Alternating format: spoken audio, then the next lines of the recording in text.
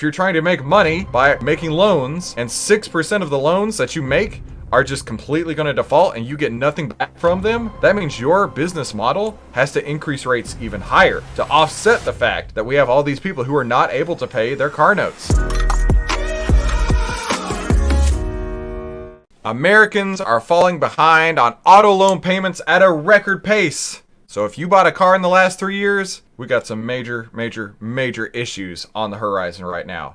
Hey, if you're just tuning in, my name is Christopher Yule, and we cover the biggest stories of the day and what the AI trading data says about it. And if you're interested in that too, be sure to definitely hit the subscribe button down below and start trading with AI today. Go to ovtlyr.com to see why outliers win.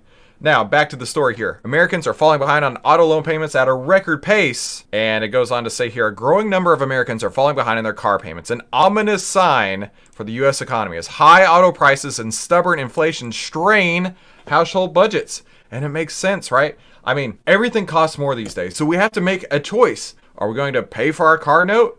Or are we going to pay for our groceries? Are we going to pay for the water bill? Are we going to pay for the light bill? A lot of people are having to make these choices right now. Car repossessions tumbled in the early days of the pandemic as the government set out stimulus checks, but repossessions have progressively ticked higher as sky-high prices for used and new cars are forcing consumers to take out even bigger loans.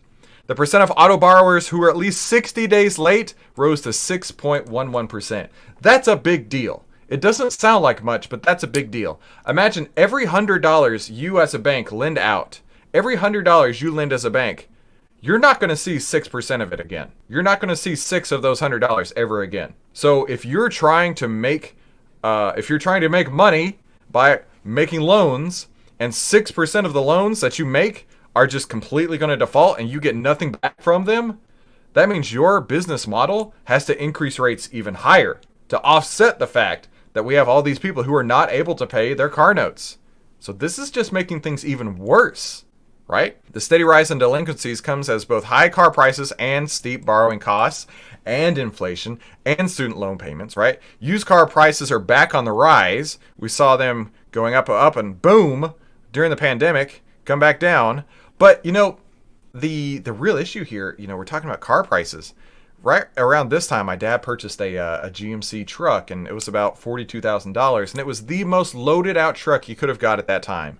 That same truck today is pushing $80,000. What? Plus, the quality has gone way down. Everything inside these trucks is all plastic and awful, and he could probably make money selling his truck today from where he did, right? Now, the average cost of a new car is about $48,000, and that's near a record high. But I did want to talk about Tesla. I always want to talk about Tesla on this channel. If you take a look at Tesla, right, the average cost of a new car is around $48,000.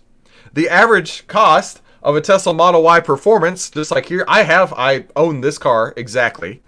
When you include the tax rebate, is $41,000. This is the most loaded out Model Y you can get. Literally the most loaded out Model Y you can get is $7,000 less than the average cost of a new car. Isn't that crazy? You can get the most baller Model Y that they sell. You can go 0 to 60 in 3.5 seconds. It is literally the future. You never have to stop at a gas pump again. And it's going to be $7,000 less than the average new car price. Yeah, sign me up for that all day, every day. And in fact, let's take a look at what the AI trading data says about Tesla. It actually just got a sell signal on October 24th. So yesterday, Tesla got a sell signal. And so if you are a Tesla shareholder, now may be a time to take off those shares. Or if you're adventurous enough, maybe even go short. Let's see what the internet is saying about this, right? Representative Jim Jordan says Americans are falling behind on auto loan payments at a record pace. They're reaching levels into their savings to afford daily life. Of course, right? Mortgage rates are through the roof. And more people are taking on second jobs or coming out of retirement. This is Joe Biden's America.